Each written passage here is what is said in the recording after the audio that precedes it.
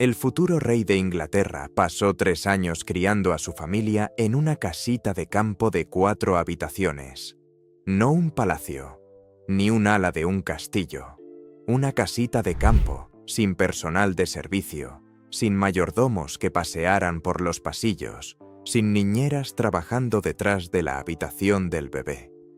Mientras las 775 habitaciones del Palacio de Buckingham lo esperaban y los apartamentos del Palacio de Kensington estaban listos, Guillermo eligió Adelaide Cottage, una casa tan modesta para los estándares reales que, cuando se anunció la mudanza en 2022, los corresponsales reales más experimentados tuvieron que comprobar 2 veces si habían leído bien.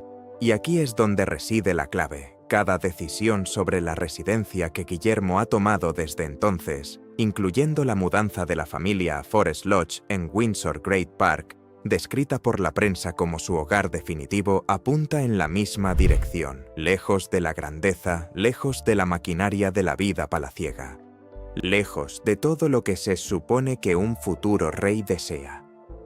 Esto no es casualidad ni una farsa de modestia. Los analistas que han seguido a Guillermo durante 30 años creen que estas decisiones representan una revolución silenciosa, un anticipo de un reinado que será radicalmente diferente a todos los anteriores. Para comprender por qué un hombre nacido en la corte de los palacios se aleja de ellos, hay que remontarse a lo que esos palacios le hicieron.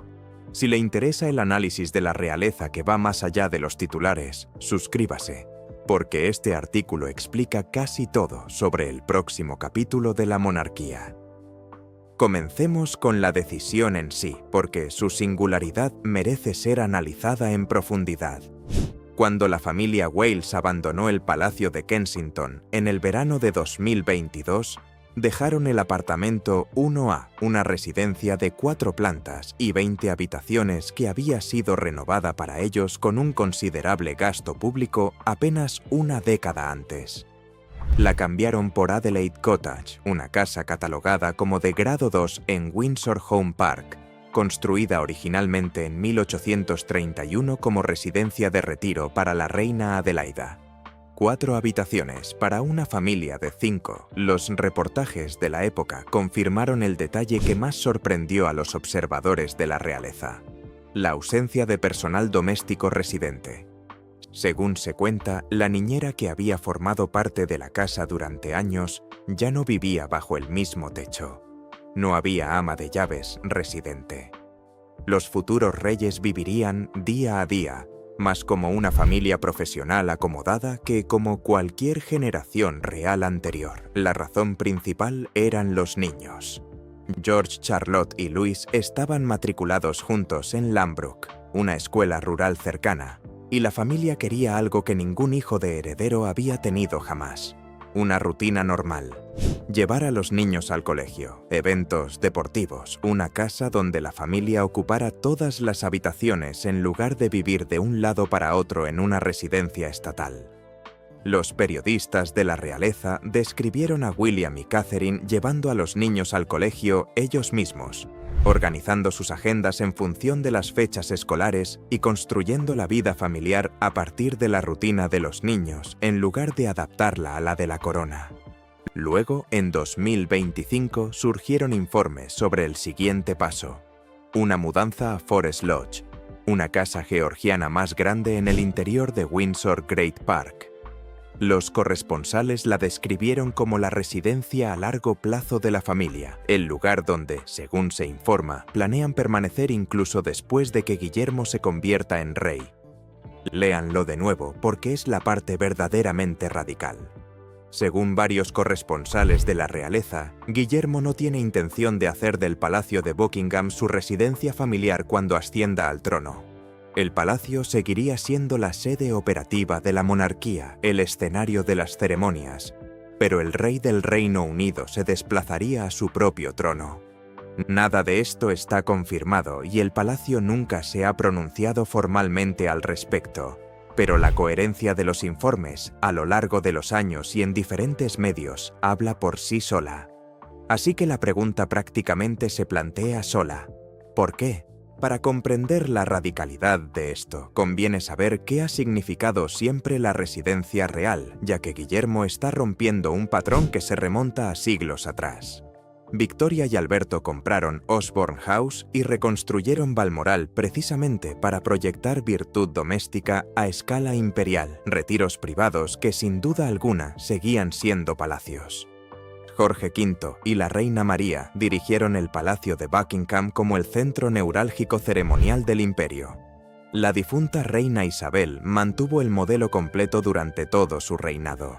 El palacio como hogar y cuartel general, la migración estacional a Windsor, Sandringham y Balmoral y una plantilla de cientos de personas. Incluso las modernizaciones fueron modestas. Carlos, como príncipe de Gales y ahora como rey, dedicó atención y dinero a sus residencias. La meticulosa restauración de los jardines de Highgrove, la transformación de Dumfries House, la constante cuestión de cuántas residencias necesita realmente una monarquía reducida. Una cuestión planteada con insistencia en la prensa, con cada informe de la subvención soberana. Cada generación ajustó el modelo.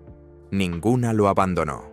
Según se informa, lo que Guillermo está haciendo, designar una residencia familiar privada como el centro permanente de su vida y relegar los palacios a lugares de trabajo, no tiene precedentes reales en la monarquía británica moderna.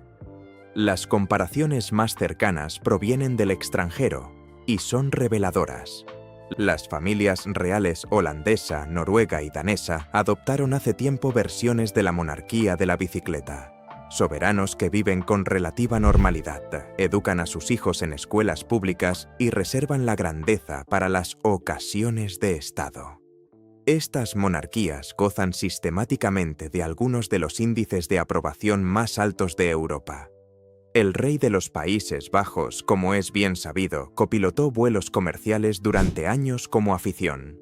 Los hijos de las familias reales escandinavas han asistido a escuelas públicas y han hecho cola para el autobús. Los príncipes herederos de todo el continente se han casado con plebeyos, han desempeñado trabajos comunes y corrientes y han aparecido en supermercados sin que ello haya provocado crisis nacionales. Lejos de erosionar estas monarquías, la normalidad parece haberlas inmunizado, dejando a los movimientos republicanos prácticamente sin argumentos. Los analistas de la realeza llevan años señalando que Guillermo estudia estos modelos con interés, y la lógica de trasplantarlos es evidente. La monarquía británica siempre ha sido la gran excepción, la última corte de Europa que aún representa un espectáculo imperial completo. Y la apuesta que subyace a ese espectáculo, que la magnitud genera lealtad, parece cada vez más inestable con cada encuesta generacional. Si los informes son correctos, Gran Bretaña está a punto de llevar a cabo el experimento continental a gran escala, con la monarquía más famosa del mundo, con una modificación británica crucial. La pompa se mantiene. Guillermo, según todos los indicios, no tiene intención de cancelar el Trooping the Colour ni de llegar a su coronación en bicicleta.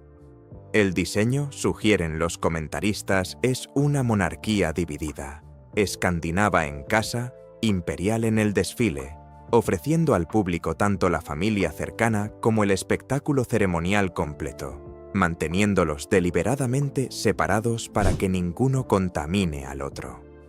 Ninguna monarquía ha intentado jamás manejar ambos escenarios a la vez. Ese experimento comenzó discretamente con la llegada de una furgoneta de mudanzas a una casa de campo de 4 habitaciones en 2022. La respuesta comienza con una infancia que el mundo entero presenció y casi nadie comprendió. William creció en medio del colapso matrimonial más fotografiado de la historia. Tenía 10 años cuando se anunció la separación de sus padres, 13 cuando su madre describió la ruptura del matrimonio en la televisión nacional y 15 cuando caminó tras su ataúd frente a 2.000 millones de personas, un niño que intentaba mantener la compostura mientras el mundo consumía su dolor. Ha hablado de ese paseo en documentales posteriores, describiendo la experiencia en términos que dejaron claro lo profundamente que lo marcó.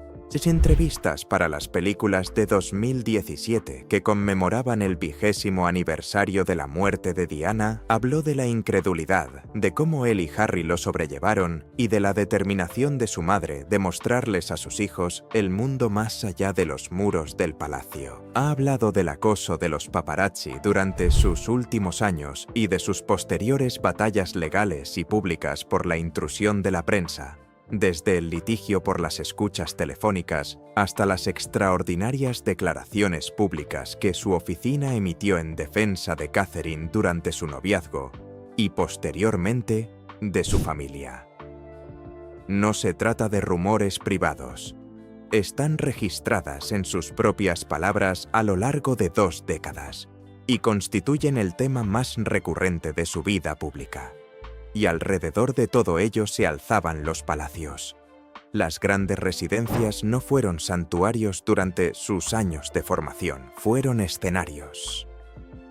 El Palacio de Kensington fue el escenario de la Guerra de Gales, donde las operaciones de información rivales se desarrollaron desde apartamentos separados, donde las lealtades del personal se dividieron en medio de un matrimonio, donde, como los historiadores de la realeza han documentado exhaustivamente, la información privada pasó de los pasillos a las primeras planas durante años. William vio cómo el dolor privado se convertía en producto público, y vio cómo los edificios de la institución funcionaban como su arena. Sus refugios, significativamente, estaban en otros lugares. Los biógrafos han señalado desde hace tiempo que sus períodos más felices de la infancia transcurrieron en los momentos cotidianos de Highgrove, en la libertad al aire libre de Balmoral, y sobre todo en los años en Eton y St. Andrews, donde los muros institucionales, irónicamente, le brindaron más normalidad que los reales. En la universidad, de común acuerdo con la prensa, lo dejaron bastante tranquilo, y quienes cubrieron la época lo describen como el primer momento en que simplemente pudo existir. Allí conoció a Catherine, en esa burbuja de vida casi normal, y los comentaristas han observado que todo lo que ha construido desde entonces equivale a un intento de hacer permanente esa burbuja. La propia Diana intentó, como es bien sabido, brindar a sus hijos experiencias de la vida cotidiana. Parques temáticos, hamburgueserías, albergues para personas sin hogar, precisamente porque comprendía el efecto que el aislamiento del palacio tiene en las personas. William ha declarado públicamente, en numerosas ocasiones, que quiere hacer las cosas de manera diferente, que está decidido a que sus hijos no experimenten lo que él vivió. Una interpretación compartida por muchos historiadores de la realeza es que William asocia el modelo tradicional del palacio, el personal, las facciones, la formalidad, con la maquinaria que destrozó su infancia y que Adelaide Cottage no fue una degradación de la vivienda, sino un acto de demolición, un derribo del modelo en sí.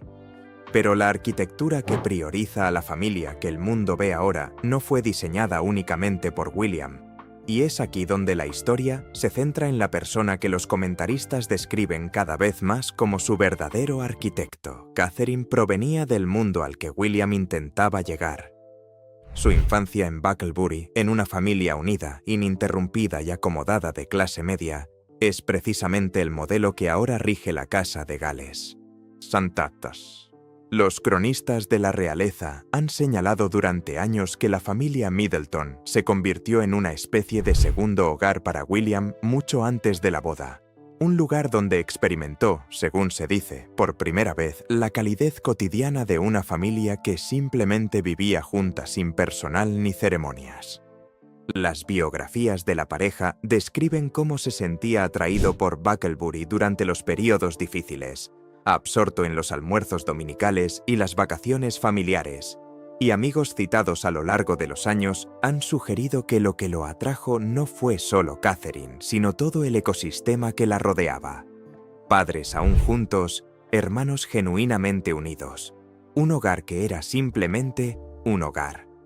Los comentaristas han descrito la introducción de ese modelo en la monarquía como el largo y paciente proyecto de Catherine, y la evidencia se remonta a una década antes de Windsor. Basta con mirar los años de Anmer Hall porque fueron el prototipo.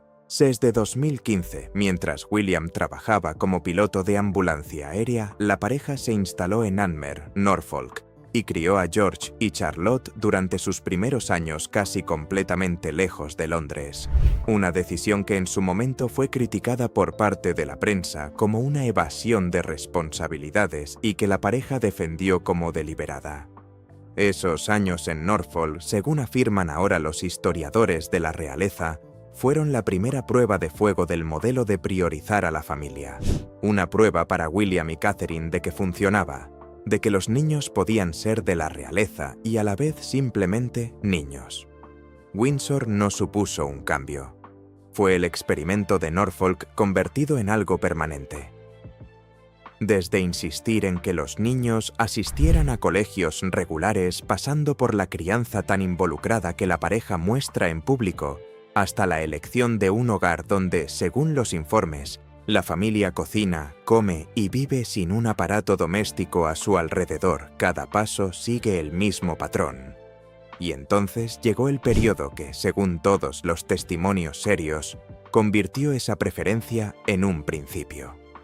En 2024, Catherine anunció su diagnóstico de cáncer en un mensaje de vídeo personal, y más tarde, ese mismo año, compartió que había completado el tratamiento con una actualización a principios de 2025, en la que informaba de que estaba en remisión. Estas son sus propias palabras públicas y es todo lo que realmente sabe cualquiera fuera de la familia. Pero ella misma habló públicamente sobre lo que la experiencia le enseñó, describiendo en sus propias declaraciones la importancia del tiempo, de la familia, de las cosas sencillas, de centrarse en lo que realmente importa. Los corresponsales de la realeza informaron de que la vida de la familia Windsor, la pequeña casa, el ritmo de llevar a los niños al colegio, la burbuja protectora del gran parque, fue fundamental para cómo afrontaron ese año en privado. Los comentaristas sugieren que la enfermedad resolvió cualquier duda sobre cómo los Wales estructurarían su futuro. El proyecto de Forest Lodge, una auténtica casa familiar destinada a perdurar más allá de la propia ascensión al trono, salió a la luz en la prensa en el período posterior. Una interpretación, y es solo una interpretación, es que 2024 transformó la filosofía de vivienda de una elección de estilo de vida a algo más cercano a una promesa. Lo que es un hecho es la dirección que se ha tomado. Cada paso dado desde entonces ha acercado a la familia cada vez más al ámbito privado de Windsor y la ha alejado de la vida palaciega. Los detalles que se han publicado sobre el traslado de Forest Lodge profundizan aún más en el panorama. Los corresponsales que cubrieron la mudanza describieron detalles impensables hace una generación, como la intención de la familia de financiar por sí misma algunos aspectos de su residencia privada en lugar de depender exclusivamente de la ayuda oficial y que la casa, una propiedad georgiana de 8 habitaciones, fue elegida por su privacidad y permanencia, más que por su prestigio, oculta por el gran parque en lugar de estar anunciada por puertas y guardias. Los informes también sugieren que la familia consideraba la mudanza tanto emocional como práctica, un nuevo capítulo tras un período extraordinariamente difícil. Nada de esto cuenta con confirmación oficial, y el silencio del palacio sobre asuntos de residencia es una política de larga data, por lo que conviene tratar los detalles con la debida cautela. Pero el hilo conductor en todos los relatos es idéntico. La construcción deliberada de algo que el heredero al trono nunca ha tenido en la memoria reciente, un verdadero hogar privado, distinto de la institución, que la institución no puede absorber. Los cronistas de la realeza han señalado el sutil simbolismo. El mismo gran parque que alberga el castillo, los mausoleos y 1000 años de memoria dinástica, ahora también contiene una residencia familiar cuyo único propósito es mantener a la dinastía alejada de la vida cotidiana. Esa tensión entre pertenecer a la corona y negarse a ser absorbido por ella es la tensión que ha marcado toda la existencia de Guillermo, Y como hemos visto, se forjó décadas antes de que se empaquetara la primera caja de la mudanza, pero la historia personal solo explica la mitad de esto. La otra mitad es una fría estrategia institucional y tal vez sea la parte más astuta de todo el plan. Ampliemos ahora la perspectiva, porque las decisiones de residencia de un futuro rey nunca son meramente personales. Y es aquí donde la residencia de Guillermo se convierte en un anticipo constitucional. La monarquía británica siempre ha utilizado la arquitectura como lenguaje. Los palacios son argumentos, declaraciones de que la corona se sitúa por encima de la vida ordinaria, y durante siglos la fórmula sostuvo que la grandeza equivale a autoridad. Guillermo parece estar apostando por la fórmula opuesta, y el contexto institucional explica por qué esta apuesta es astuta. El Palacio de Buckingham merece un análisis más detallado en esta historia, porque su futuro es la cuestión que la filosofía de Guillermo pone sobre la mesa. El palacio se encuentra a mitad de un programa de renovación de 10 años, financiado con fondos públicos por 369 millones de libras, que consiste en la sustitución de kilómetros de cableado, fontanería y calefacción de la época de la guerra, una cifra que suscita nuevas críticas con cada informe anual. Y aquí reside la incómoda verdad que la renovación ha revelado. E incluso ahora, el edificio funciona principalmente como oficinas, salones de estado y atracción turística durante los meses de verano.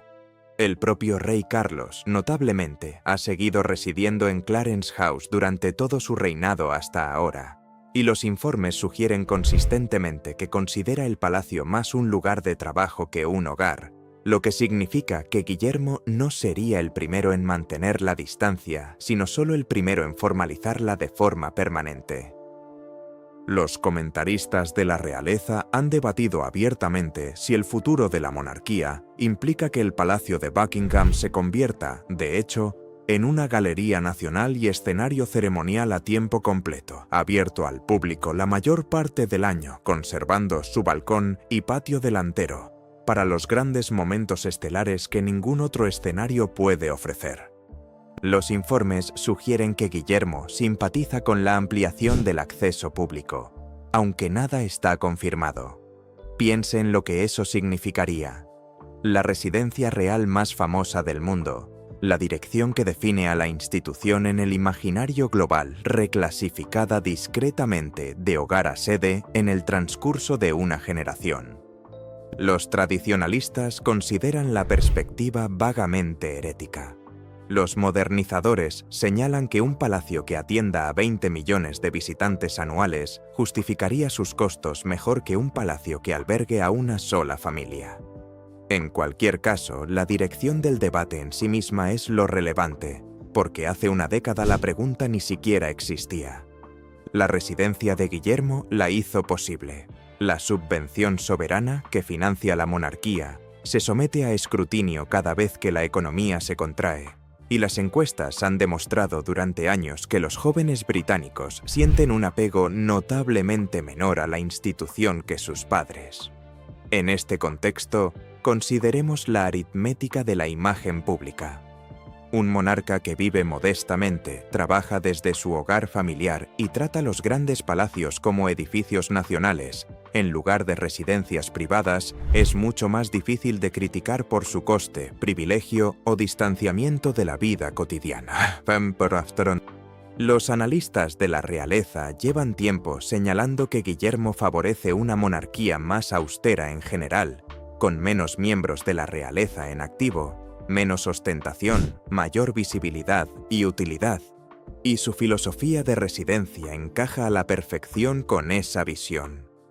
Incluso se han rumoreado, aunque nunca se han confirmado oficialmente, conversaciones sobre la posibilidad de abrir el Palacio de Buckingham al público de forma más completa, transformándolo con el tiempo en algo más parecido a un museo de la vida nacional conservando sus funciones ceremoniales. Si eso se materializará o no, nadie fuera de la institución lo sabe, pero fíjense en la coherencia del patrón. Este es un hombre que, según quienes lo siguen a diario, considera que la supervivencia de la corona no depende del respeto, sino de la confianza, y que entiende que la confianza en este siglo se gana mostrando humanidad. Su padre renovó grandes residencias y se mudó entre ellas. Su abuela mantuvo el modelo palaciego completo hasta el final. Guillermo lleva a los niños al colegio. La vivienda de cada generación revela lo que creía que la monarquía necesitaba. Y la convicción de Guillermo, plasmada en ladrillos y planos, es que la monarquía debe volver a la realidad antes de que el pueblo la derribe por sí mismo. También se vislumbra una estrategia a largo plazo en todo esto y concierne al niño que algún día heredará el experimento. El príncipe George está siendo criado en el seno de la infancia real más normal de la historia británica moderna, y esa es una afirmación con peso constitucional. Cada detalle conocido públicamente sobre su crianza, la escuela preparatoria común que compartió con sus hermanos, los fines de semana de eventos deportivos, el hogar familiar, las apariciones públicas deliberadamente limitadas y racionadas a los principales eventos nacionales, apunta a una estrategia que los historiadores de la realeza han descrito abiertamente: preparar a un heredero sin convertirlo en un prisionero. William ha hablado en entrevistas sobre su deseo de que sus hijos tengan la libertad de encontrar sus propios caminos, y los observadores han notado el cuidado con el que se han manejado las primeras introducciones de George a la vida pública, presente en la coronación y en grandes eventos de Estado, y por lo demás, mantenido al margen por acuerdo con una prensa que, hasta ahora, ha respetado en gran medida los límites. Compárese esto con la propia infancia de William, fotografiado sin cesar desde la puerta del hospital en adelante, o con las generaciones anteriores, exhibidas durante su infancia como emblemas vivientes, y la diferencia es abismal. Los analistas señalan la lógica subyacente. El fracaso recurrente más peligroso de la monarquía ha sido el impacto de la vida palaciega en quienes la habitan. La soledad, las divisiones internas, la forma en que las infancias institucionales han generado adultos problemáticos generación tras generación. Guillermo y Catalina parecen apostar a que la estabilidad a largo plazo de la corona depende menos de la formación de un heredero en ceremonias y más de la crianza de una persona lo suficientemente fuerte para llevarla, y que esa fortaleza se cultiva en terrenos comunes. Si tienen razón, la casa de campo de 4 habitaciones y la mansión georgiana en el parque no son simples hogares. Son el taller donde se forjan silenciosamente los próximos 50 años de la monarquía. Si seguimos la lógica, podemos esbozar a partir de los informes existentes cómo sería realmente el reinado del rey Guillermo V, ya que el perfil es vislumbrable. Una coronación sin duda y el calendario ceremonial completo, el desfile de la bandera, la apertura de la Cámara de los Comunes, las visitas de Estado, todo organizado desde el Palacio de Buckingham, que seguiría siendo su sede principal. Pero tras la ceremonia, según los informes consistentes, un soberano que regresa cada noche a una residencia familiar privada en Windsor Great Park, cuya reina gestiona una casa en lugar de una corte, y cuyos hijos continúan asistiendo a escuelas ordinarias el mayor tiempo posible. Los corresponsales de la realeza han informado que Guillermo prevé una coronación con menor presencia, una familia más reducida, menos palacios en uso privado activo y un enfoque más preciso en un puñado de causas emblemáticas: la falta de vivienda a través de su programa Homewards, la salud mental y el medio ambiente mediante el premio Earthshot, en lugar de los miles de patrocinios dispersos del modelo anterior. Los asesores citados a lo largo de los años han utilizado frases como impacto sobre apariencia para describir su filosofía. Nada de esto está garantizado, y los reinados tienen la capacidad de transformar a quienes los inician. Pero si la tendencia se mantiene, Gran Bretaña se encamina hacia algo verdaderamente novedoso. Una monarquía que exhibe la grandeza como un servicio público, pero que se niega a vivirla plenamente. La ceremonia como teatro, la familia como realidad, y una estricta barrera entre ambas. Esa barrera es la esencia misma de la invención. Todos los reinados anteriores permitieron que la institución devorara la vida privada. El proyecto personal de Guillermo, evidente en cada discurso que ha pronunciado, ha consistido en construir una vida privada a la que la institución no pueda acceder. Existe, por supuesto, un contraargumento, y cualquier análisis honesto debe tenerlo en cuenta, pues definirá el debate de su reinado. Los tradicionalistas sostienen que el misticismo no es un lujo, sino el producto en sí mismo. La famosa advertencia de Walter Bagehot de que no se debe dejar entrar la luz del día en la magia ha guiado a la institución durante siglo y medio, y su lógica es incómoda pero coherente. La gente no hace cola durante horas para ver a un vecino. El poder unificador de la corona, según este argumento, emana precisamente de su aislamiento, de los palacios y las procesiones, y de la sensación de que la monarquía habita un reino adyacente a la vida cotidiana, en lugar de estar integrada en ella. Si se elimina todo esto, si se convierte al rey en un hombre de familia que viaja diariamente al trabajo y vive en una casa georgiana, se puede descubrir que la cercanía y la reverencia no pueden coexistir, que una monarquía desmitificada es simplemente una costosa familia de celebridades. Más fácil de apreciar, pero también mucho más fácil de descartar. Algunos comentaristas también señalan las fricciones prácticas que se avecinan, y no son triviales. La cuestión de la seguridad, por sí sola, es sustancial. Proteger a un soberano es de naturaleza distinta a proteger a un heredero, y hacerlo en torno a una residencia privada en un parque público, en lugar de dentro del perímetro reforzado de un palacio, requeriría medidas nunca antes necesarias para un reinado británico, con costes que los críticos calcularán con regocijo. También existen interrogantes ceremoniales. ¿Dónde se aloja un jefe de Estado visitante cuando el monarca no reside en el palacio donde se celebra el banquete? ¿Qué ocurre con los cientos de empleados domésticos cuyas funciones implican la presencia de una corte residente? ¿Cómo se adapta el ritmo de palcos y audiencias de la monarquía constitucional, los palcos rojos diarios, la audiencia semanal del primer ministro, a un rey que viaja diariamente? Ninguno de estos problemas es irresoluble, y los informes sugieren que la planificación está bien encaminada, pero cada uno proporciona munición a los críticos, y la relación del público británico con el gasto real nunca ha sido racional en una sola dirección. Una monarquía atacada durante décadas por ser demasiado grandiosa podría verse atacada, con igual vehemencia, por no ser lo suficientemente grandiosa, acusada de desvirtuar la pompa que atrae a turistas que cruzan océanos y en la que el poder blando se apoya discretamente. Se trata de argumentos serios, y William, según todos los informes, los conoce a la perfección. Por eso su coherencia resulta tan sorprendente.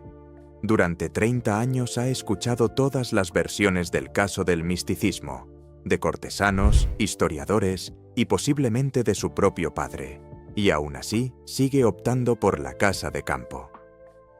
O bien está cometiendo el mayor error de cálculo de su generación, o bien ha comprendido algo sobre la legitimidad moderna que la institución que lo rodea ha tardado más en aceptar. Y hay una prueba, a la vista de todos, que sugiere que podría tener razón. La familia Wales es consistentemente la unidad más popular de todo el sistema real, superando en las encuestas a todas las generaciones que han vivido en palacios, y su popularidad ha crecido precisamente durante los años de su más visible normalidad. Resulta que el público quizás no quiera que vuelva la magia. Quizás quiera exactamente lo que ahora contiene Windsor Great Park, una familia real que se comporte ante todo como una familia. Es imposible hablar de la estrategia de escape de William sin mencionar a su hermano, quien optó por la otra salida, pues ambos caminos se retroalimentan.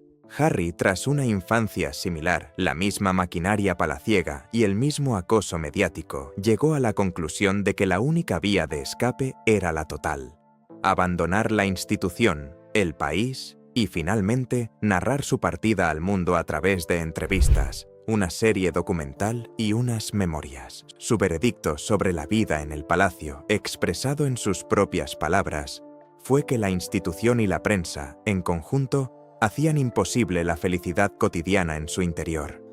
La respuesta de William a este mismo diagnóstico ha sido la apuesta opuesta: permanecer dentro de la institución y, aún así, rechazar la vida que impone, manteniendo el deber pero rechazando la jaula.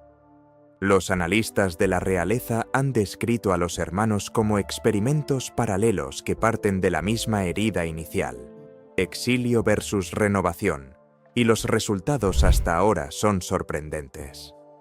Harry compró la libertad a costa de su rol, la cercanía familiar y, según las encuestas, gran parte de su prestigio público británico. William, en cambio, conservó su rol y lo ha adaptado, poco a poco, a su familia. Ninguno de los dos caminos es gratuito, y este video no pretende evaluarlos. Sin embargo, el contraste explica algo importante sobre cómo se reciben las decisiones de William dentro de la institución. Tras la partida definitiva de uno de sus hijos, se ha sugerido que la cúpula del palacio interpreta las exigencias de privacidad y normalidad de William no como una rebelión, sino como la versión viable de ese mismo instinto, la concesión que mantiene al heredero dentro del palacio. En ese sentido, argumentan algunos analistas, la partida de Harry, paradójicamente, fortaleció la posición de William. La institución ha aprendido las consecuencias de negarse a ceder, así que ahora cede. ¿Y cómo ha respondido el público al futuro rey de la campiña? Hasta ahora, la evidencia apunta en una dirección. La familia real galesa encabeza sistemáticamente las encuestas de popularidad, con Guillermo y Catalina figurando regularmente como los miembros de la realeza más queridos, y su posición se ha mantenido o fortalecido a lo largo de los años de su vida cotidiana más visible. Las fotografías llevando a los niños al colegio, las visitas a los pubs, los partidos de fútbol, las apariciones en supermercados que circulan periódicamente, cada una genera una ola de cobertura mediática positiva que ningún banquete de Estado puede igualar. Los editores han aprendido que el contenido cercano a la gente de Gales supera al contenido ceremonial, y la familia, ya sea por instinto o por diseño, lo proporciona. Ha habido críticas, por supuesto. Parte de la prensa ha destacado periódicamente una menor cantidad de compromisos, tachando a Guillermo de vago en columnas menos favorables, y los comentaristas tradicionalistas se quejan de que el misticismo se está desvaneciendo. La respuesta de la pareja, transmitida a través de aliados y ocasionalmente en las propias entrevistas de Guillermo, es que miden el impacto más que la cantidad, la profundidad más que la aritmética de las inauguraciones. El público parece haber aceptado la estrategia. Y observemos el patrón subyacente en las encuestas, porque es el núcleo estratégico de todo. Los miembros de la realeza con mayor popularidad en la Gran Bretaña moderna, Guillermo, Catalina y Ana, son precisamente aquellos percibidos como los más normales o los más discretamente trabajadores. Quienes obtienen peores resultados son aquellos asociados con la ostentación, el privilegio o el escándalo. El público británico lleva años expresando su preferencia, encuesta tras encuesta. La filosofía de residencia de Guillermo es, entre otras cosas, simplemente escucharla. Así que unamos los cabos sueltos y veamos de qué trata realmente esta historia, porque nunca se trató de metros cuadrados. Un niño que vio palacios ser testigos de la destrucción de su familia se convirtió en un hombre que aceptará la corona, pero no la jaula que tradicionalmente conlleva. Una mujer de una familia común dedicó 20 años a inculcar discretamente la calidez de su infancia en el corazón de la institución más formal del mundo, y tras enfrentarse a su propia mortalidad, según su propio testimonio público, decidió proteger lo que realmente importa. Juntos han tomado una decisión que parece insignificante: dónde vivir, pero que en realidad es trascendental. ¿Qué será la monarquía? Cuando Guillermo sea coronado, si los informes son ciertos, Gran Bretaña tendrá algo que nunca ha tenido: un rey que regresa a casa, un rey cuyos hijos fueron caminando a la escuela, cuya casa no tiene ala para el personal, cuyo trono es un lugar de trabajo más que una forma de vida. Sus partidarios lo llamarán la reinvención que salvó a la corona por otro siglo. Sus críticos lo llamarán el momento en que la monarquía cambió su magia por aprobación y descubrió demasiado tarde que la aprobación se alquila, nunca se posee. Ambas afirmaciones no pueden ser correctas y la respuesta definirá la historia de la realeza británica durante los próximos 50 años. Así que aquí está la pregunta para dejar en los comentarios. ¿Es la negativa de Guillermo a vivir como un rey la estrategia de supervivencia más inteligente que la monarquía haya ideado jamás? ¿O está desmantelando silenciosamente aquello que hace que valga la pena conservar la corona? Porque sobre esta cuestión incluso los expertos están genuinamente divididos. Y la respuesta se está construyendo ahora mismo, ladrillo a ladrillo, tras los árboles del Gran Parque de Windsor.